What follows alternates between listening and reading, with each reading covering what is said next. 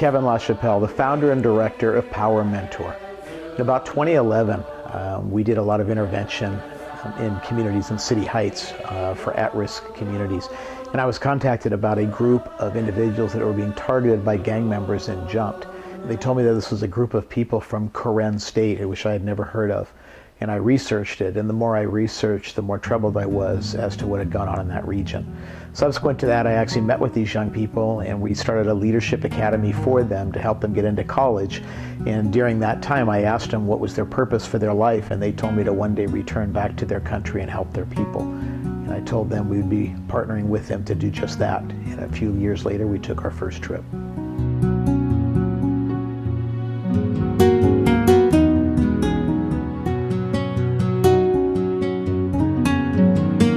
First trip we took, we didn't bring any Karen people at all. This was an exploratory trip because some people had told me this was very dangerous over there. So I actually gathered a smaller team, and then we went there just to explore, to get to know people and find out what the needs were, and also to see how safe was this to start a project of bringing Karen people.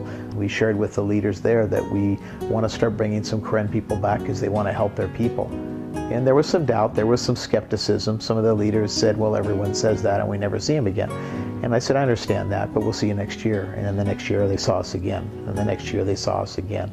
And then now it's been very, very beneficial. PowerMentor!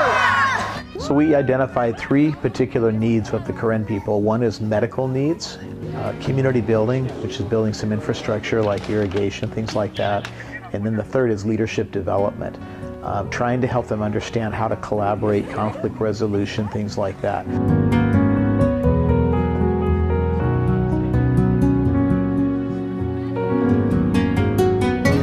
Ready? Half the people were from around the world.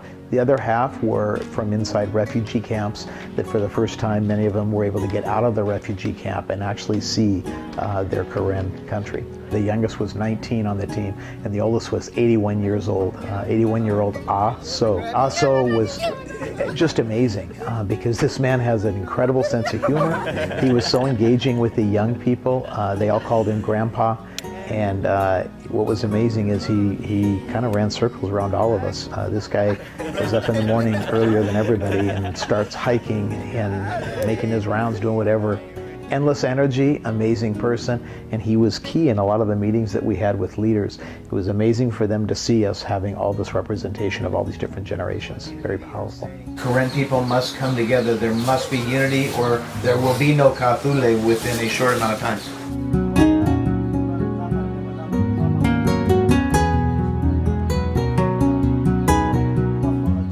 These leaders want to help their people, and so when they see people coming to bring support to the people that they know are suffering, they've helped us carry supplies. I mean, they partner. They say, this is amazing, thank you.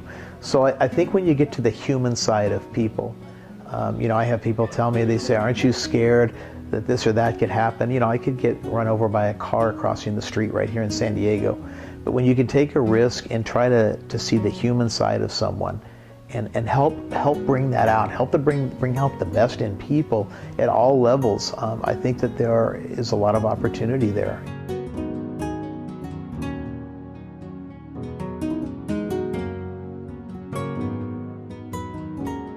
When we went to Etuta, this is it's an IDP camp, individually displaced people, that are really struggling. About 3,000 people, very serious needs. They have no electricity, no means of really any survival. They're pushed up against the Salween River with the Burmese army flanked behind them, keeping pressure on them. TCI University is located right down the Salween, not too far. So our goal is how do we find leaders there and develop and build them up, and then provide resources here from sending money that way so that they can be the team that goes and takes a boat down with medical supplies and food to help their own people.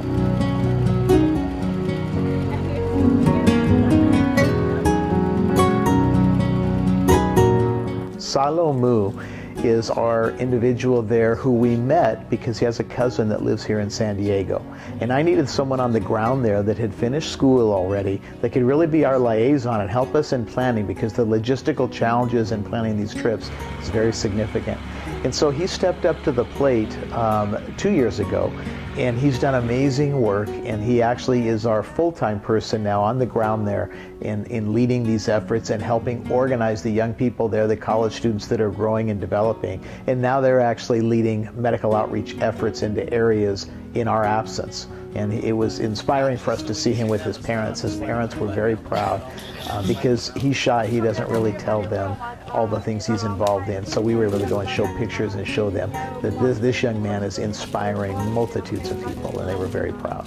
So thank you for loaning your son to PowerMentor to serve your community. We use followership and coaching. We're their greatest cheerleader, and we will help connect the dots and give them the resources they need, but ultimately the leadership must come from them.